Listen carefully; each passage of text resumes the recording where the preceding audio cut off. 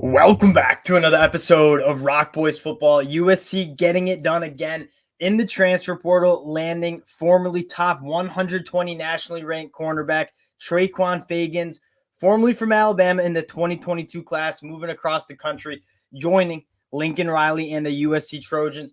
There's a couple of things that I really like what USC is doing in the transfer portal. One, there's a much more of a focus on quality of transfers coming in. Last year when Lincoln Riley came in, the cupboards were kind of bare. And so he was just grabbing bodies to come play for USC in the transfer portal. And I thought he did a really good job. That being said, this year, they already have kind of a baseline of talent. And now they're picking and choosing quality players at positions of need to build this roster. And we've talked a lot of USC, Bear Alexander in the transfer portal. Like, this is a team that is getting a lot better and a team to watch out for in 2023. Now, before we get into it again, just want to say, thank you to you guys, especially the USC fans. Like, a ton of love and support you guys have shown. We've talked a lot of USC football. They're one of the hotter teams, not only in the transfer portal, but in terms of projecting in the 2023 season. This is a very fun team to keep an eye on. So we've been talking a lot. You guys have been absolutely awesome with the support. For real, can't thank you guys enough. So again, if you do enjoy the content, consider subscribing to the channel. I think it's going to be a busy next couple of weeks for USC in the transfer portal and in the 2024 class. So stay tuned for that. I want to get into Trequon Fegans first. And the thing we've been talking a lot about in terms of cornerbacks is length. If you have length, you look at the NFL draft the 2 weeks ago. Like, the NFL values guys who have good length, can put hands on wide receivers and play the football in the air. That's kind of what Trequon Fegans is bringing into USC.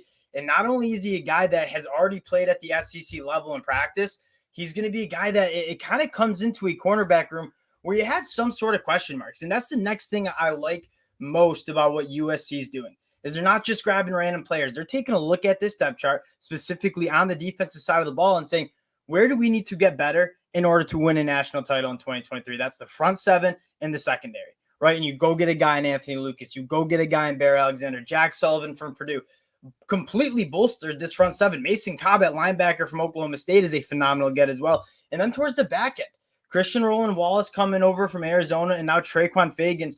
I think you were feeling pretty good about the cornerback room. Yes, you lose a guy like Mekhi Blackman, who I absolutely loved in the NFL draft when I was doing some scouting. But Domani Jackson you feel really good about. And now you bring in just some more depth. And now you take a look at this cornerback room, and you're not really sure who's going to be the starter, but you got 4 or 5 really good options in terms of that cornerback position. And then in the back, one of the best safeties in the whole entire country in Kalen Bullock. I think you're looking at a very, very revamped USC defense. And I do want to take us over to this USC transfer portal and kind of talk about what they've done in the transfer portal. They've only brought 13 guys in, but the quality of transfers that they have brought in at the positions that you're most concerned with have been extremely impressive, right? We just talked about Emmanuel Pregnon last week. That was a position where Ethan White couldn't play, and so they had to go get another guy in the interior. They landed the best interior offensive lineman that was available in the transfer portal. Your front seven giving up over 5 yards per carry. Go get a guy in Bear Alexander and Anthony Lucas who are going to be able to handle the trenches, be physical, and let those linebackers go play some football. Jack Sullivan, another guy like that. Marshawn Lloyd, a guy that if you guys have listened to me in the NFL draft talk, I think he's one of the best running backs in the country. You obviously have Michael Tarkin transferring in from Florida as well. Mason Cobb, I'm a huge fan of. You didn't even need Dorian Singer. I think your wide receiver room would have been completely fine if Dorian Singer does not come to USC, but then he just makes it that much better. Kyron Barrs up front. You look at this USC team and you look at the Pac-12.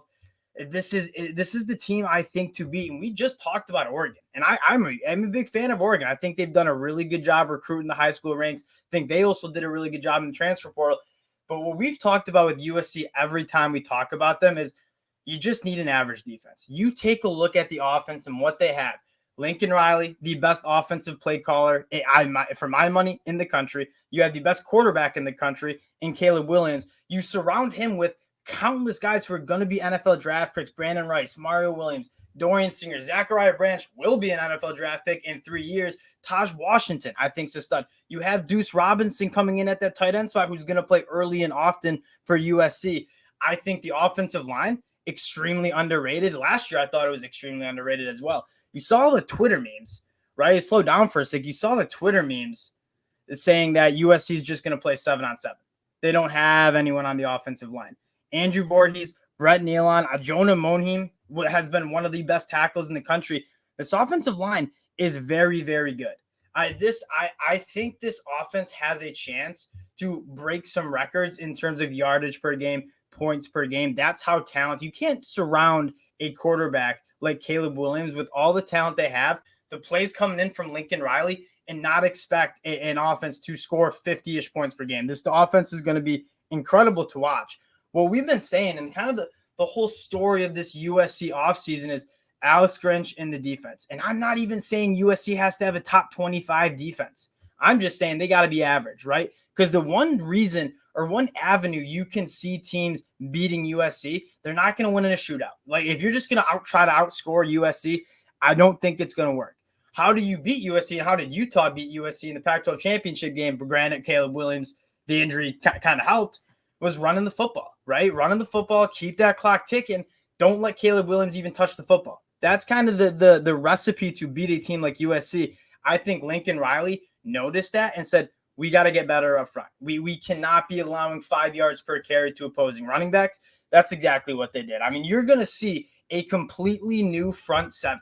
That front seven, there's going to be 5 guys who are new, right? Anthony Lucas, Kyron Barnes, Jack Sullivan, Mason Kopp, Jaleel Muhammad is another guy that doesn't get enough love.